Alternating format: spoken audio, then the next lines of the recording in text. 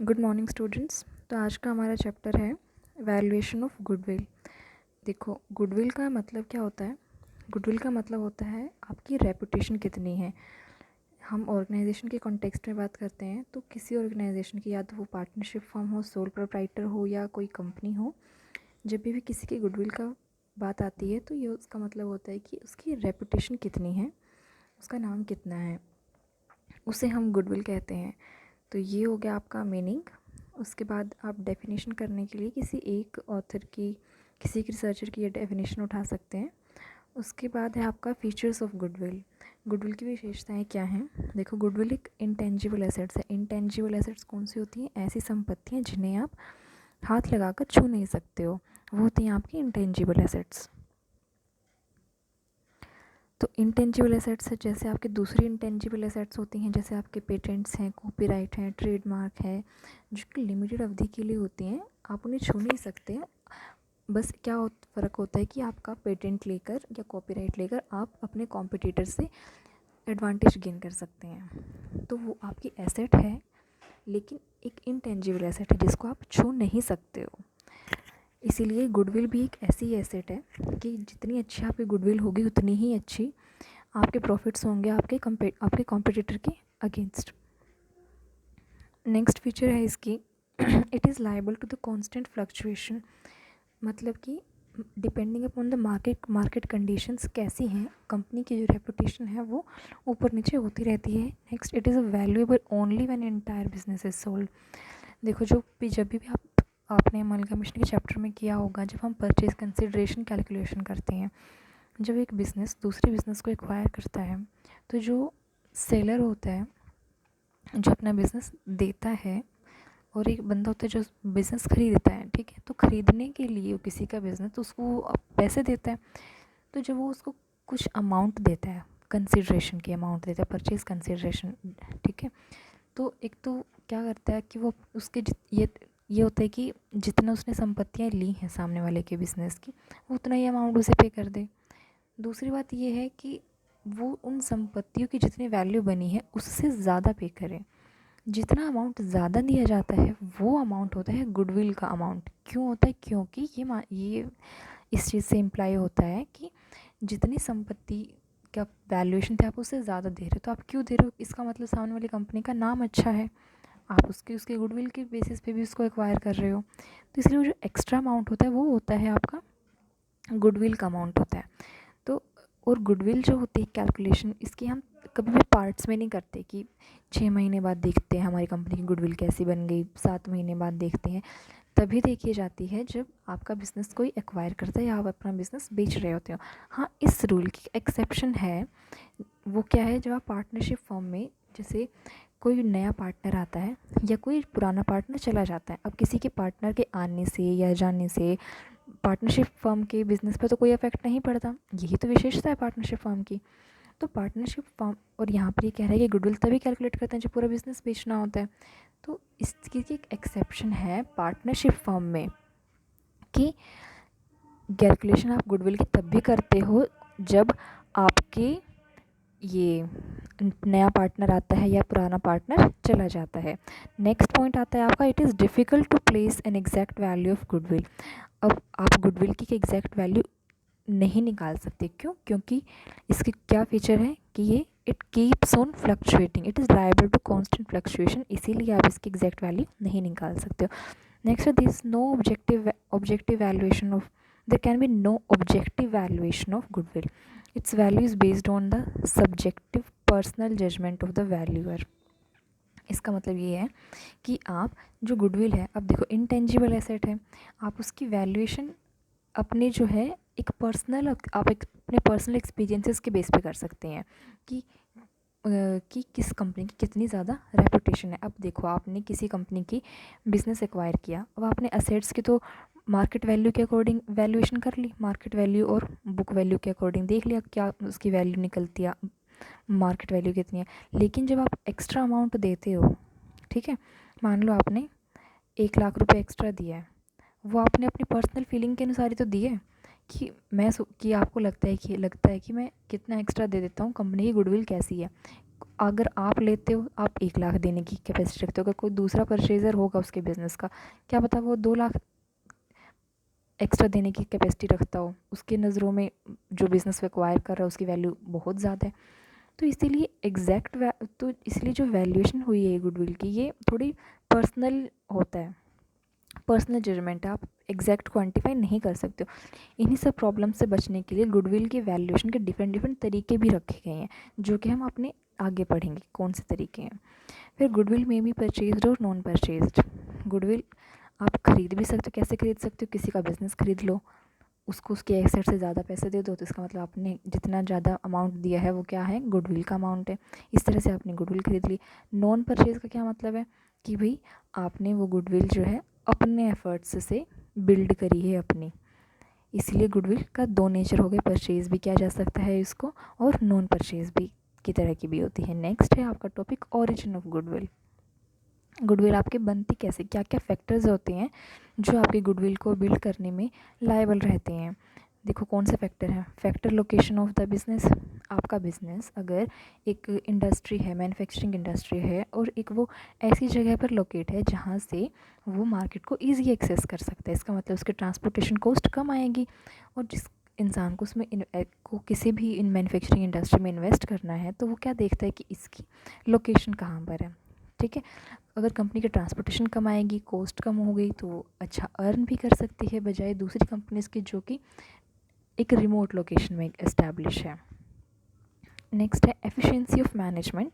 जिस कंपनी की जितनी अच्छी मैनेजमेंट होगी, लोग उसी में अपना इन्वेस्टमेंट करना चाहेंगे। नेक्स्ट है लॉन्गटिविटी ऑफ द बिज़नेस की, कौन सा बिज़नेस कितने पुराने टाइम से चलता आ रहा है, उसने कितना उतार चढ़ाव देखा है और क्या कैपेसिटी उसकी आगे भी है।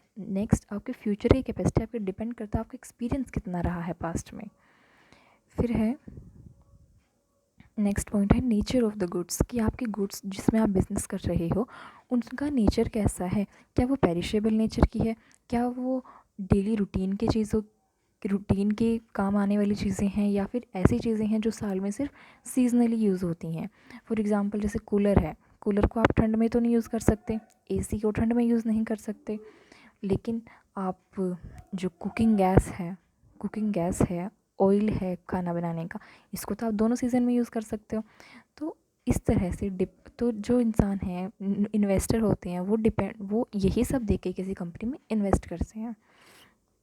फिर है पोजेशन ऑफ लाइसेंस, मतलब कि आपने अगर आप ऐसे नेचर ऑफ बिज़नेस में हैं जिसमें लाइसेंस की ज़रूरत पड़ती है और आपके पास लाइसेंस नहीं है, तो ऑब्वियसली आपकी रेपुटेशन में फ़र्क पड़ेगा। लोग आपके बिज़नेस में इन्वेस्ट करने से हिचकिचाएंगे, बजाय ऐसे फर्म में करेंगे जिसके पास पूरा वैधिक रूप से वो काम कर रहा है।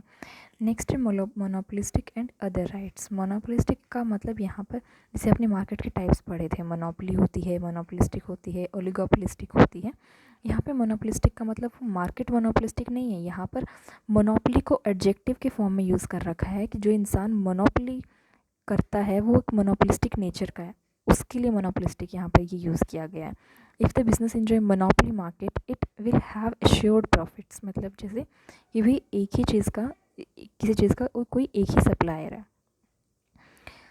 ठीक है, तो जो इन्वेस्टर होता है उसके पास कोई ऑप्शन ही नहीं है, तो वो उसी के अंदर इन्वेस्ट करेगा, उसी कंपनी के अंदर इन्वेस्ट करेगा जो अच्छी सर्विस दे रही है और है भी एक ही। फिर risk involve, if there is more risk, अगर रिस्क ज़्यादा है तो ऐसी कंपनी में लोग इन्वेस्ट करने से थोड़ा हिचकिचाते हैं, तो उस कंपनी की गुडविल भी इस तरह से थोड़ी कम होती है जिनमें रिस्क ज़्यादा इन्वॉल्व होता है। फिर नेक्स्ट है ट्रेंड ऑफ प्रॉफिट्स। अब इन्वेस्ट करने से पहले आपकी इन्वेस्टमेंट करने के लिए गुडविल आपकी कैसे मैटर करेगी आपकी नज़रों में, किसी कंपनी का प्रॉफिट का ट्रेंड कैसा है। अगर स्टेबिलिटी है तो आप उसमें ऐसी कंपनी में जल्दी इन्वेस्ट करना चाहोगे, बजाय कि ऐसी कंपनी की जिसमें फ्लेक्सिबिलिटी जिसमें रिटर्न में फ्लेक्सिबल है, कभी कम हो जाए किसी भी टाइम बढ़ जाए, तो आपके अंदर थोड़ा सा हेजिटेशन रहता है। फिर वही है, डिपेंड करता है आप रिस्क अवर्स हो या रिस्क टेकर हो या रिस्क एवर्स हो, ठीक है। फिर है फ्यूचर कंपटीशन। आपकी गुडविल इन चीज़ों पे डिपेंड करती है कि फ्यूचर में किसी कंपनी के लिए कितना कॉम्पिटिटिव मार्केट अवेलेबल रह पाएगी। नेक्स्ट है capital required, the amount of capital required for a business will also influence the value of goodwill. कि आपके जो बिजनेस एंटरप्राइजेस होते हैं earn the same rate of profit the business with lesser capital requirement, जिनकी capital requirement कम है लेकिन वे profit ज़्यादा कमा रहे हैं। ठीक है, ऐसे बिजनेस फर्म्स की गुडविल हमेशा अच्छी होती है। अब देखो, दो बिजनेस फर्म्स हैं और सेम नेचर के बिजनेस में वो ऑपरेट करती हैं, सेम ऑक्यूपेशन दोनों का।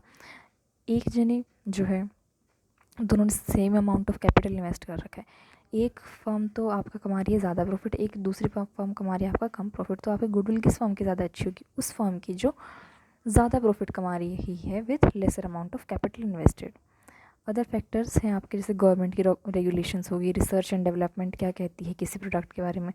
नेक्स्ट है आपका need for the valuation of goodwill, कब कब आपको गुडविल की वैल्यूएशन की ज़रूरत पड़ती है। अब ये नीड आपका डिपेंड करता है किस टाइप के ऑर्गेनाइजेशन में आप काम कर रहे हैं, या आपका ऑर्गेनाइजेशन किस टाइप का है। क्या वो सोल प्रोप्राइटर है, क्या वो पार्टनरशिप है, क्या वो एक कंपनी है।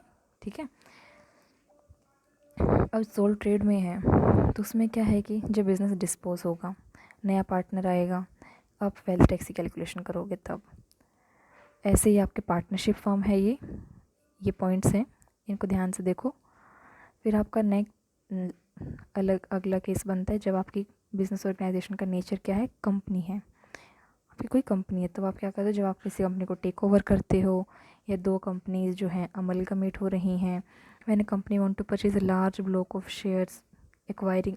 अब ये देखो, ये सारी चीज़ें ना एक अमलगमेशन का ही अलग अलग केस बन जाएंगे। जो हमने लास्ट ईयर हमने अमलगमेशन का चैप्टर पढ़ा है लास्ट सेमेस्टर में, इससे पहला ही चैप्टर है अमलगमेशन ऑफ कंपनीज़। उसमें आपने देखा होगा अमलगमेशन कितनी तरह से होता है और क्या क्या उसका तरीका होता है अमलगमेशन का, जब हम उसमें परचेज कंसिडरेशन करते हैं। तो ये सारे केस वही हैं। नेक्स्ट मेथड्स क्या हैं आपकी गुडविल की कैलकुलेशन के, मेथड्स क्या हैं। अभी हमने देखो थ्योरी पोर्शन जब हम कर रहे थे, हमने क्या किया था, देखा था कि जो गुडविल है उसकी वैल्यूएशन करना बहुत मुश्किल है, थोड़ा पर्सनली हमें जज करना पड़ जाता है। तो उस मुश्किल को दूर कर, ऐसा नहीं है कि बिल्कुल हमें पर्सनली तो जज करना ही पड़ेगा थोड़ा सा, लेकिन ऐसा नहीं है कि उसके कोई तरीका ही नहीं है हमारे पास। तो रिसर्च एंड डेवलपमेट ने हमारी हेल्प करी है, इन तरीक़ों को डेवलप किया उसने हमारे लिए। एक एवरेज प्रॉफिट मेथड निकाला, फिर super profit, capitalisation, purchase consideration, annuity method. Average profit method में क्या होता है कि आप सारे जितने भी आपके अब तक से साल बने हैं उनका एवरेज देख लेते हैं प्रॉफिट का, और फिर उस बेसिस पे आप फ्यूचर का प्रोजेक्शन करते हैं। आपको कोई बिज़नेस खरीदना है, ठीक है, आप उसको अमाउंट खरीदना है तो आप उसका अमाउंट भी सेट करोगे कि मुझे कितना अमाउंट देना है। वो डिपेंड करता है आपका कि आप किस कंपनी को खरीद रहे हो, उसकी गुडविल कैसी है। तो आप क्या देखोगे कि इसका फ्यूचर में क्या पर्सपेक्टिव रहेगा अगर मैं इसको ख़रीद रहा हूँ तो। और फ्यूचर पर्सपेक्टिव किस पे डिपेंड करता है कि उसने अब तक उसकी परफॉर्मेंस क्या रही है। अब तक की परफॉर्मेंस का मतलब उसका एवरेज प्रॉफिट कितना रहा है। इसीलिए हम एवरेज प्रॉफिट मेथड में अब तक के जो साल के रहे हैं उन प्रॉफिट्स का कैलकुलेशन करते हैं। एवरेज, अब जैसे इसने एग्जांपल आपको लेके बता रखा है कि ये एग्जांपल को आप पढ़ लेना, ये डिफरेंट ईयर्स के प्रॉफिट है, इन सबको ऐड किया, कितने साल है, 4 साल है, तो 4 से डिवाइड कर दिया, एवरेज प्रॉफिट निकल गया, ये आ गया एवरेज प्रॉफिट। इसको मल्टीप्लाई कर दिया नंबर ऑफ परचेज ईयर, कितने गिवन है 2, तो ये आपकी अमाउंट आ गई गुडविल की। अब why average profit are used as the base, मैंने आपको ये अब बता दिया कि क्यों एवरेज प्रॉफिट यूज़ किया जाता है। नेक्स्ट आता है आपका कि परचेज ईयर का क्या कंसेप्ट है, परचेज ईयर से हम क्यों मल्टीप्लाई करते हैं। देखो, परचेज ईयर का मतलब होता है जैसे सेलर है, जैसे एक्वायरर है, और एक बंदा है जो परचेज़ कर रहा है, वो एक्वायरर है, परचेज़र है वो। अब दूसरा इंसान है सेलर। आपने किसी का बिज़नेस लिया है तो शुरू आपके लिए तो बिज़नेस नया ही है, तो आप उसमें एफ़र्ट्स डालेंगे। उससे पहले आपके प्रॉफिट्स किस चीज़ से अफेक्ट होंगे कि आपने जो बिज़नेस ख़रीदा है वो अब तक कैसा रहा है, और उसकी अब तक की परफॉर्मेंस किस पे डिपेंड करती है, जिससे आपने वो ख़रीदा है। इसका मतलब उस बिज़नेस का सेलर, उसकी क्या रेपुटेशन रही है, उसके पास जब ये बिज़नेस था तब बिज़नेस की क्या रेपुटेशन रही है। ठीक है, कुछ साल तक तो पुरानी रेपुटेशन मैटर करती है, उसके बाद जो परचेज़र जिसने ख़रीदा है ना, उसके एफ़र्ट्स तो बाद में काउंट होने शुरू होते हैं, क्योंकि उसने तो अभी नया बिज़नेस, उसने जो बिज़नेस ख़रीदा वो तो उसके लिए नया ही है। तो वो जो अपने अपने एफ़र्ट्स डालेगा, उस एफ़र्ट्स का रिज़ल्ट तो 2-3 साल में या 3-4 साल बाद दिखेगा। तो इसलिए ये क्या होता है कि कुछ नंबर ऑफ़ ईयर्स का वो अपनी मर्ज़ी से डिसाइड करते हैं कि कितना हम परचेज ईयर रखते हैं अपनी कैलकुलेशन करने के लिए, वैल्यूएशन की, कि कितने साल तक सेलर के रेपुटेशन का फ़र्क इस पर रहना चाहिए, या फिर मेरे एफर्ट्स का फ़र्क कितने साल बाद कम से कम दिखेगा, तब तक सेलर की रेपुटेशन इस पर चलनी चाहिए। वे नंबर ऑफ़ ईयर्स जो हैं वो होते हैं नंबर ऑफ़ परचेज ईयर्स। उसके बाद है आपका एवरेज। आप प्रॉफिट्स को अगर वेट दो, weighted average profit. Weighted average का क्या मतलब होता है, देखो वेटेड एवरेज ना हम तब यूज़ करते हैं जब आपके प्रॉफिट्स का जो ट्रेंड है वो इंक्रीजिंग होता है, कि आपका जो प्रॉफिट है day by day, year by year increase हो रहा है। डे बाय डे कहने का मतलब है ईयर बाय ईयर इंक्रीज़ हो रहा है। तो आपने क्या करना है कि जो आपका प्रॉफिट सबसे ज़्यादा होता है ना, रीसेंट वन प्रॉफिट होता है, उसको आप सबसे ज़्यादा वेट असाइन करते हो। जैसे कि ये ईयर्स हैं, देखो पहले प्रॉफिट है 3 लाख, फिर 5, फिर 5 40, 6 70, फिर 8 लाख, इंक्रीजिंग है। तो सबसे बड़े जिसने प्रॉफिट कमाया है उसको दिया हमने सबसे ज़्यादा वेट, 5 4 3 2 1। फिर हमने प्रॉफिट को इससे मल्टीप्लाई करके ये आया हमारा। अब हम यहाँ से क्या निकालेंगे, जो ये profit total divided by weights को टोटल करके, इनका टोटल आएगा 15। तो आपका एवरेज प्रॉफिट आ गया ये 6,40,000। फिर आपको ये एवरेज प्रॉफिट को कैलकुलेट करने के लिए क्या क्या चीज़ें ध्यान में रखनी है, वो ये हैं कि देखो एबनॉर्मल प्रॉफिट। एबनॉर्मल प्रॉफिट का मतलब क्या होता है कि ऐसे प्रॉफिट जो कभी कभी होते हैं, लेकिन आपको एवरेज प्रॉफिट में अगर आपका एबनॉर्मल प्रॉफिट किसी एक पर्टिकुलर ईयर में इन्वॉल्व है तो आपको उनको डिडक्ट करना पड़ेगा। क्यों? क्योंकि उनकी नेचर हमेशा होने की नहीं है, वो कभी भी हो जाते हैं, चांस की बात है। तो आप उनको डिसीजन मेकिंग में इन्वॉल्व नहीं कर सकते। तो आपको ऐसे प्रॉफिट को डिडक्ट करना पड़ेगा जिस साल में वो अकर हुए हैं। नेक्स्ट है एबनॉर्मल लॉस। देखो एबनॉर्मल लॉस का भी वही सीन है कि अगर लॉस हुआ है तो आपका प्रॉफिट कम हुआ होगा, लेकिन ये लॉस ऐसा है जो हमेशा नहीं होता, कभी कभी हो जाता है। तो आपको क्या करना है, इस लॉस को ऐड बैक करना है जिस साल के प्रॉफिट में इसको कम हुआ है, इसकी वजह से जिस साल का प्रॉफिट। फिर इनकम फ्रॉम इन्वेस्टमेंट। अब इनकम फ्रॉम जो इन्वेस्टमेंट है वो भी उसका भी ये एबनॉर्मल गेन ही है। एक तरह से आपकी इन्वेस्टमेंट है 10 साल बाद ड्यू हो गई, आपकी मैच्योर होकर आपको मिल गई आपका इंश्योरेंस का अमाउंट, तो वो एक एबनॉर्मल गेन है। तो जिस साल में आपको वो एबनॉर्मल गेन हुआ है आपको सेम इन्वेस्टमेंट का ट्रीटमेंट करना है। अगर आपकी इनकम है उसी इन्वेस्टमेंट से तो आपको वो पर्टिकुलर ईयर में से माइनस करनी पड़ेगी। Can not be regarded as a part of the main business. फिर नेक्स्ट नॉन ऑपरेटिंग इनकम। ये हिसाब है नॉन ऑपरेटिंग इनकम का, जब नॉर्मल गेन के साथ है डिडक्ट करनी पड़ेगी। क्यों? क्योंकि वे आपके बिजनेस के अलावा अकर हुई हैं, नॉन ऑपरेटिंग हैं वे। फिर नेक्स्ट है operating expenses. Operating expenses expected to be incurred. इसका मतलब कि ऐसे ऑपरेटिंग एक्सपेंसेस जो आपके बिज़नेस से रिलेटेड हैं, वे बिज़नेस से रिलेटेड इसीलिए उनका नाम ऑपरेटिंग है, और वे अभी नहीं हुए लेकिन वे फ्यूचर में हो सकते हैं। If there is some expenditure which is not incurred up to now, लेकिन वो आगे हो सकता है, it should be deducted from the average, क्योंकि हमें पता है कि वो होगा, वो हमारी चीज़ से रिलेट करता है, हम उसे छोड़ नहीं सकते। तो आपको प्रॉफिट जब कैलकुलेट करोगे तो आपको उसे घटाना पड़ेगा अपने एवरेज प्रॉफिट में से। It must be deducted from the average profit. फिर नेक्स्ट है इनकम एक्सपेक्टेड इन फ्यूचर। इसका और वो आप इनकम एक्सपेक्टेड इन फ्यूचर और वो आपके बिजनेस से रिलेट करती है, तो वो आपको ऐड करनी पड़ेगी। फिर है stoppage of the future earning. देखो ये आपको ऐड करनी पड़ेगी। Stoppage of future earning, any income which is use to be receive regularly but so far but likely to be discontinued in future. जो अब तक मिल रही थी लेकिन फ्यूचर में नहीं मिलने की हमें वो, तो उसको हमें डिडक्ट करना चाहिए एवरेज प्रॉफिट में से। क्योंकि एवरेज प्रॉफिट का क्या मतलब है कि हम इसके बेसिस पे तो फ्यूचर की प्रोजेक्शन कर रहे हैं। अब हमें पता है कि ये इनकम हमें आगे नहीं मिलेगी, तो इसको हमें डिडक्ट कर देना चाहिए ताकि हमें एक फेयर व्यू मिल सके। फिर मैनेजरियल रेम्यूनरेशन। मैनेजरियल रेम्यूनरेशन का मतलब है कि अब तक की जो आपने रेम्यूनरेशन मैनेजर को दी है और अगर आपको फ्यूचर में उससे आपको एक्स्ट्रा देना है, तो आपको जितना अमाउंट एक्स्ट्रा देना है प्रेजेंट्स की कंपैरिजन में बाद में जितना देना, उन दोनों का डिफरेंस जो है एक्स्ट्रा, आप वो डिडक्ट करेंगे। ठीक है। फिर इनकम टैक्स, जो एवरेज प्रॉफिट की कैलकुलेशन है वो आपको इनकम टैक्स जितना है बनता है उसको डिडक्ट करने के बाद करनी चाहिए। Above adjustments, average profit which can be expressed and maintained in future shall be arrived at।